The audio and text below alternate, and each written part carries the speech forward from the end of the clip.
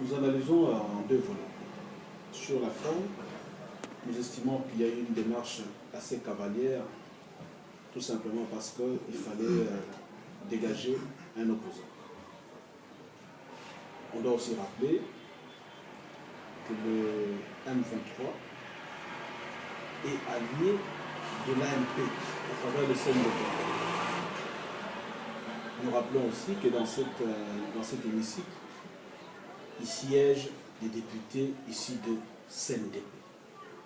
Alors, s'il fallait tout simplement sanctionner tous ceux qui sont de connivence avec le M23, je crois qu'il ne fallait pas faire cette politique de deux poids, deux mesures.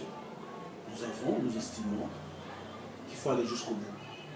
La procédure, telle qu'elle a été faite hier, c'est de demander, de dire que Lumbala n'a pas assisté à un nombre requis de présence à l'Assemblée nationale. Nous trouvons ça assez tendancieux.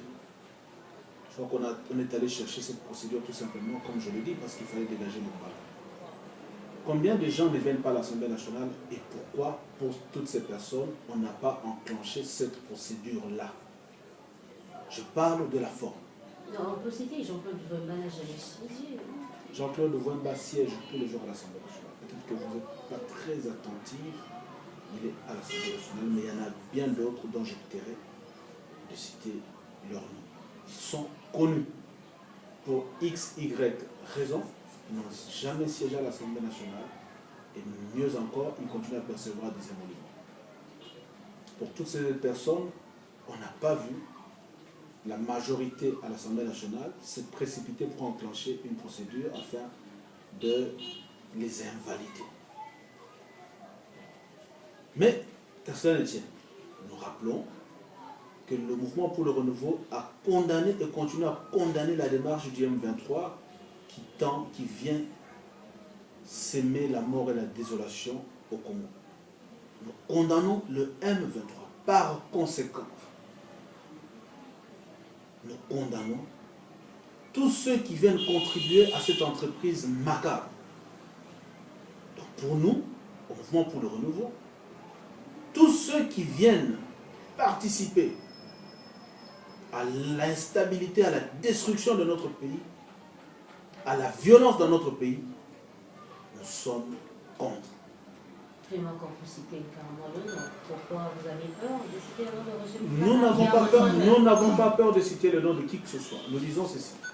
La démarche entreprise par Lumbala est une démarche qui l'intéresse, qui ne regarde que lui, avec sa conscience. Mais nous, au mouvement pour le renouveau, nous disons ceci. Nous condamnons tous ceux qui vont contribuer à tuer les peuples congolais. Qui que ce soit, d'où que vous veniez, de l'opposition ou de la majorité, vous êtes logés à la même enseigne. Si nous avons un collègue qui a préféré rejoindre le maquis au lieu de venir siéger à l'Assemblée nationale, c'est son problème. Nous n'avons pas de commentaire à faire là-dessus. Sur le principe, nous disons ceci. Tous ceux qui viendront dans les bagages ou qui seront avec le M23 ou un autre ou n'importe quel mouvement, ils vont nous trouver sur leur chemin parce que nous allons nous opposer à toutes ces personnes. Aujourd'hui, c'est la position du mouvement pour le renouveau que nous avons commencé bien avant. Rappelez-vous que nous étions les premiers à organiser la mobilisation générale dans ce pays. Contre le M23, contre le Rwanda, contre l'Ouganda. Et vous pensez qu'aujourd'hui nous allons changer de position parce qu'on parle d'un opposant qui serait rallié au M23? Non, madame. Alors, nous sommes contre tous ceux qui viennent faire couler le sang du peuple congolais. Vous avez parlé d'une démarche pour essayer d'exclure quelqu'un de l'opposition, mais vous, au niveau de l'opposition, qu'est-ce que vous comptez faire également? Parce que vous avez dit qu'il y a des noms, il y a des personnes qui ne siègent pas. Est-ce qu'il y a une démarche que l'opposition compte mettre, ou des mécanismes que l'opposition compte mettre en place pour essayer de mettre fin à la politique de deux poids deux mesures?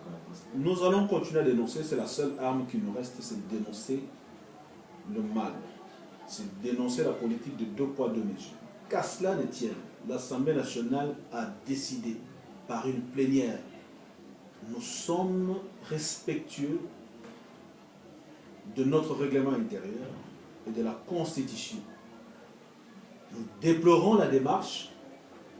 En termes de responsabilité, l'Assemblée nationale a décidé on n'en discute plus. Mais ce qui reste à faire pour le cas Djomi, par exemple, c'est de dire que la justice doit faire son travail et la justice doit montrer qu'elle est réellement neutre et qu'elle n'est pas instrumentalisée. Parce que nous avons la nette conviction que le cas Djomi est une cabale politique. Nous l'avons dénoncé. La procédure engagée hier à travers le rapport qui a été présenté par la commission spéciale ne nous a pas convaincus, dans la mesure où nous avons posé des questions essentielles qui n'ont pas trouvé de réponse. Pourquoi la commission s'est contentée de chercher à avoir Eugène Djomi et n'a fourni aucun effort pour inviter les acteurs principaux, c'est-à-dire le papa, le colonel Kanyama et les deux filles. Nous trouvons cette façon sélective de mener l'enquête que nous déplorons. Il a fallu avoir le même traitement pour tous les acteurs dans cette affaire. Mais nous estimons qu'il y a eu une gestion assez, je dirais, qui ne nous a pas convaincus, tout simplement. Même si nous savons que c'est une commission qui avait en son sein tous les membres de toutes les tendances, mais nous donnons notre point de vue en disant que le rapport nous paraît, je dirais, pas convaincant. Le rapport de la commission ad hoc.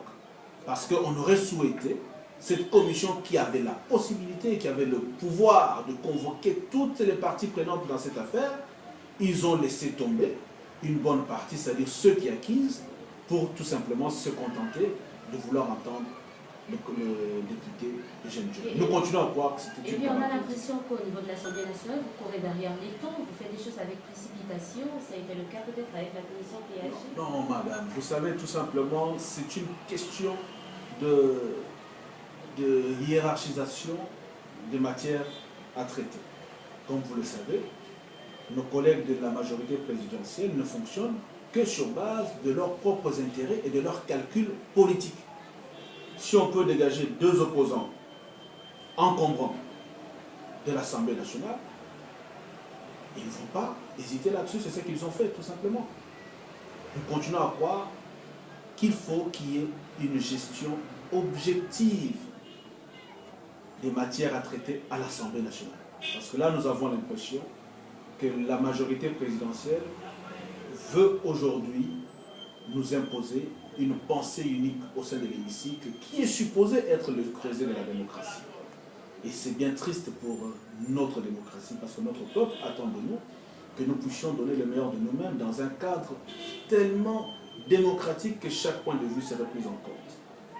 C'est bien dommage que ça se passe ainsi, parce que l'Assemblée nationale a décidé de lever les immunités de l'honorable Eugène Djomi, qui reste député national.